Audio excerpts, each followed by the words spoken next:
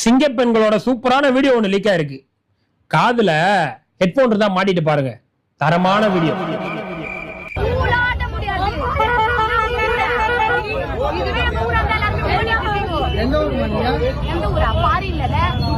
அது மூஞ்ச கொஞ்சம் பாருங்களேன்.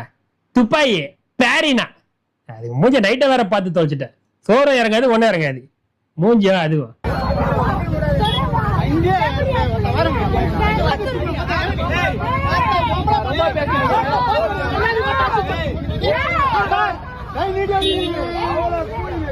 இவ்வளோத்தையும் ஒரு அப்பாவி போலீஸ் அப்படி ஏறிட்டு வேடிக்கை பாக்குறாரு.